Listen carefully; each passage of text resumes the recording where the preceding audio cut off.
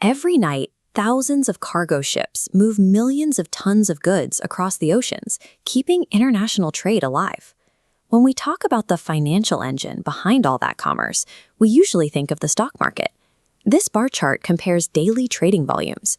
Down here, you have the global gold market at about $180 billion a day. Next to it, all the global stock markets combined sit at roughly $500 billion.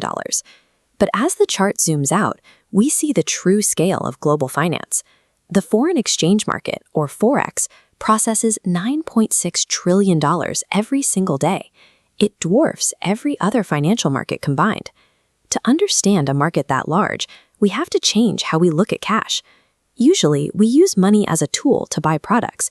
In the global financial system, money itself is the product being bought and sold.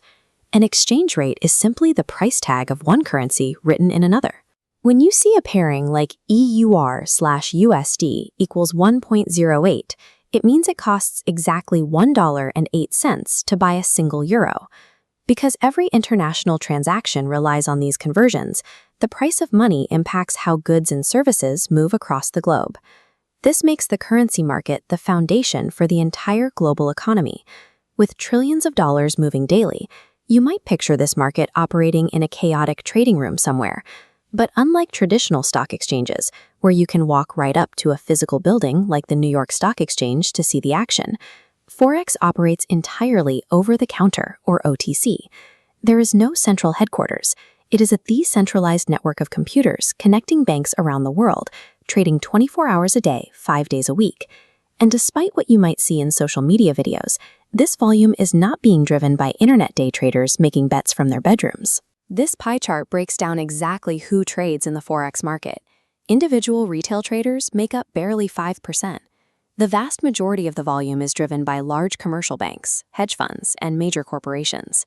Take a massive American tech company like Apple for a real-world example. When they sell millions of phones across Europe, they collect billions in euros. But they need US dollars to pay their American engineers and suppliers. They have to enter the global market to swap those euros back into dollars. A huge portion of that $9.6 trillion daily volume is strictly functional. It provides the necessary daily plumbing for multinational businesses to operate across borders. So, if money is a product being constantly bought and sold, what makes its price go up or down on any given day? Currencies float based on basic supply and demand. You can think of an exchange rate as a real-time report card on a country's economic health. One of the biggest drivers of that demand is a nation's interest rate. When a central bank raises rates, it offers a higher return on savings and government bonds. This flow diagram shows what happens next.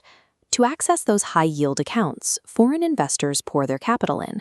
But to do that, they first have to buy the local currency, which drives up demand, and the currency's price rises. Capital also flows based on geopolitical stability. Money is cautious, and investors will quickly pull their wealth out of regions experiencing political turmoil or conflict. When that happens, they seek out what are called safe haven currencies. These are historically stable currencies that hold their value, like the Japanese yen or the US dollar. During global emergencies, foreign wealth rushes into assets like those from the US Treasury, because investors prioritize the safety of their cash.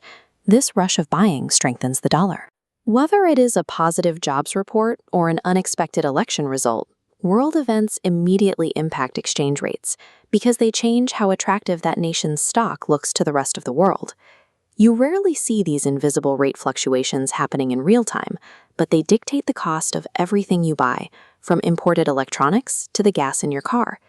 If the dollar strengthens against the euro, a trip to Paris becomes more affordable for an American tourist because each dollar buys more European goods and services. But that exact same strong dollar acts as a penalty for an American factory trying to sell its tractors overseas, because foreign buyers now have to spend more of their own currency to afford them. Because currencies fluctuate constantly, social media ads often promote retail Forex trading as a simple get-rich-quick scheme, but the official data tells a different story. Broker disclosures show that 70 to 80% of individual retail traders lose their money in this market. A major reason for that failure rate is a tool called leverage. Leverage is when a broker loans you money so you can make large bets with a very small initial deposit.